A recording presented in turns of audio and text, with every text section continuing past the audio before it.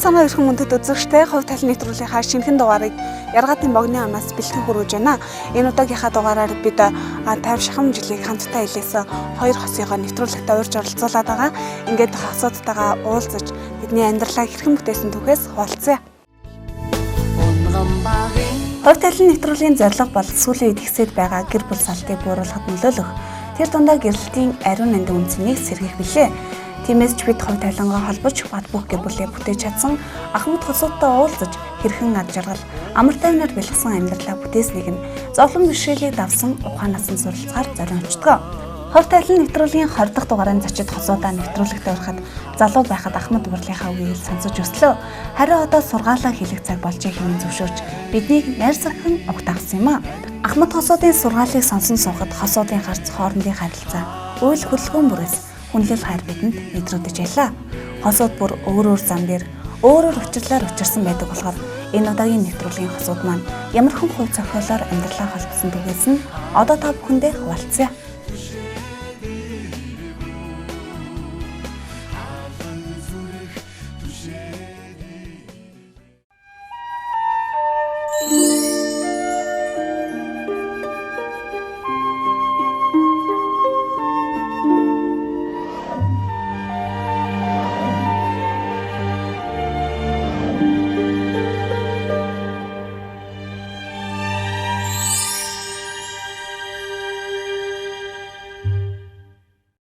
Талын нэвтрүүлэг үзэгч та бүхэндээ өргөжлөн хүрч байна. Энэ удаагийнхаа дугаараар бид Өрхийн тэргүүн Жамингийн Бандандарч гэргийн давгийн бүжин ламныхаа гэр зарчлан ирээд байгаа. За тэгэхээр бидний урилгыг хүлээн авч манай нэвтрүүлэгт оролцож байгаа та хоёртаа баярлалаа илэрхийлье. За баярлалаа. За тэгэхээр юуны өмнө та хоёрынхоо анх хувь тавилангаа холбож байсан тэр сайхан түүхээс манай нэвтрүүлэг эхэлдэг байгаа. Тэгэхээр анх танилцж байсан тэр сайхан түүхээ бидэнтэй хуваалцсан уу? За баярлалаа. За би тэр чи 1968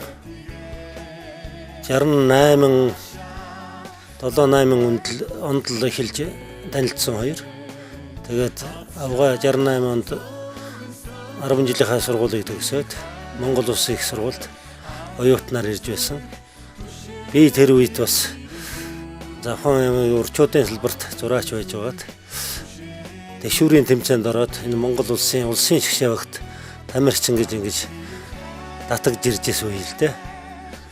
Тэгээд 69 он ч одоо витер тэгэл үндсэндээ бас айлын нэг өрөөнд нэг гэр болон гэр бүл болж ил байсан хоёр л доо. Яг эхэлсэн үе л бол тэндээс тий. Тэгэхээр анх танилцаж байсан тэр сайхан түүхээ бас эргээд дурсуул тий залуунасаа. Манай өвгөн битж бол нэг баг нэгдрэнг тахтал бол бэгээ мэддэг нэгдрэнг танх орж ирсэн. Тэгтээ өөр багшийн анги. Тэгээд тэрнээс хойш нэг мэдлцгүй явж 67 онд манай хүн намайг надаас анх нэг захиа өгүүлж ирсэн манай хүнээр.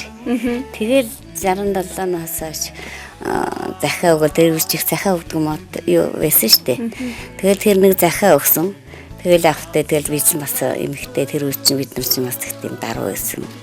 Тэгэл нэлийн удаад нэлийн хэд бараг нэг хагас жил болсноогүй юу. Тэгж нэг хариу өгөөл тэгэл өрхөж ихэлсэн гэтэр вестринг тахта. Тэгэхээр бас нэг нутаг усаа шүү дээ тий завхан нутаг. Нэг нутаг яг битэр.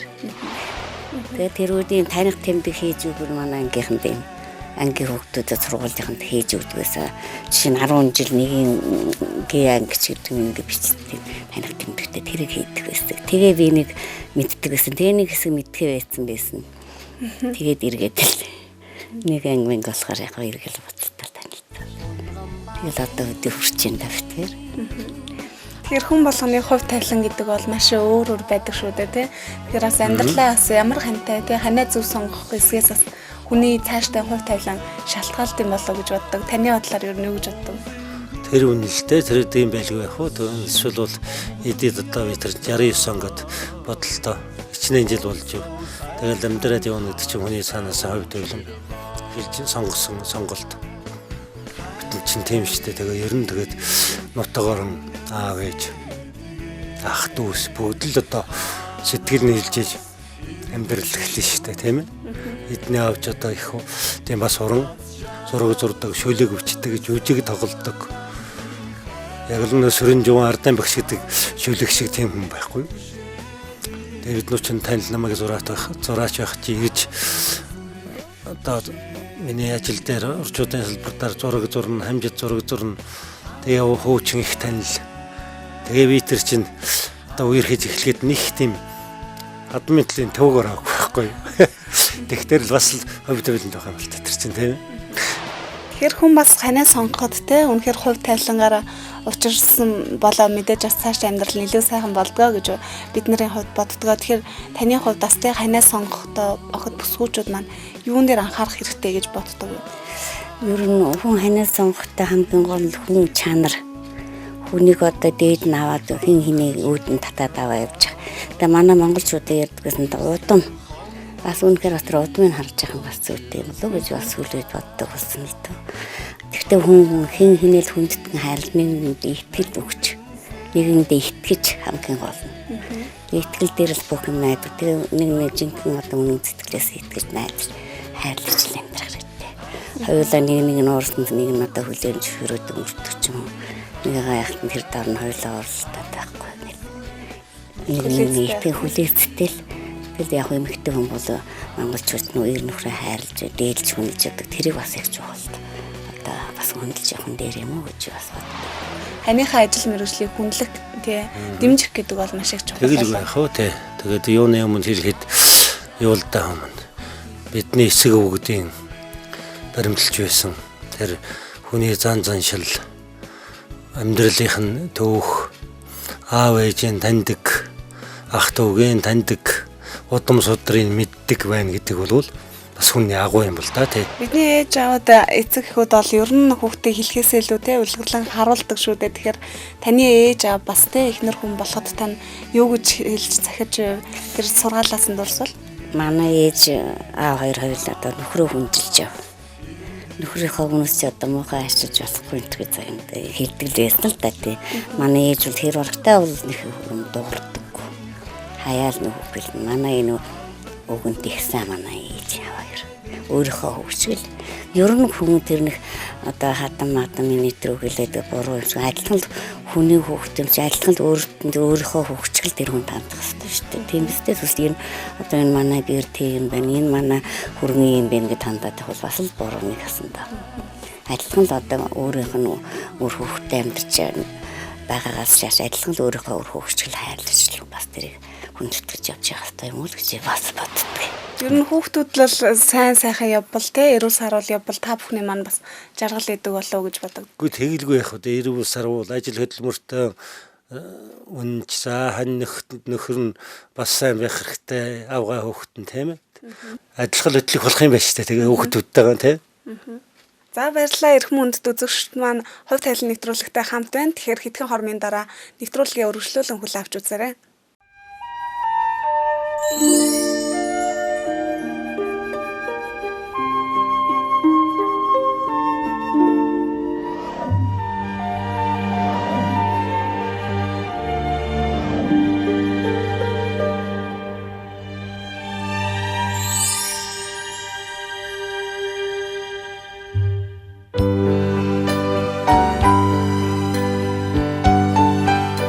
Хайрыг олохоос илүү хайрлаж явах хэцүү гэдэг үг байдаг. Үнэхээр сайхан хайраа олсон бол хайраа үргэлж халамжилж, хайраа хадгалж явахын төлөө хичээх хэрэгтэй. Энэ удаагийн нэвтрүүлгийн хосууд маань хэлж илаа. Сайхан хайртайгаа учирч, хайраа хүндлэн дээдлснээр эргээд хайрыг хүртэж, хайр хичнээн агууг мэдэрч, амар тайван амьдралаа бүтээхийг Ахмад хосуудын амьдралаас тодхон харж болно. Амьдралаа холбоо 40 гаруй жил болж байгаа Ахмад хосуудын хүүхэд өнөөдөр эх орныхоо сайн сайхны төлөө салбар бүрт өөрсдийн хувь нэмрээ оруулж байгаад Ахмад хосуудын магнат хэмээн байна. Ахмад хосууд маань амьдрал ахиц дэвшлийг авчирдаг зүйл бол хөдөлмөр хэмээн үр хүүхэдтэй сургасаар иржээ.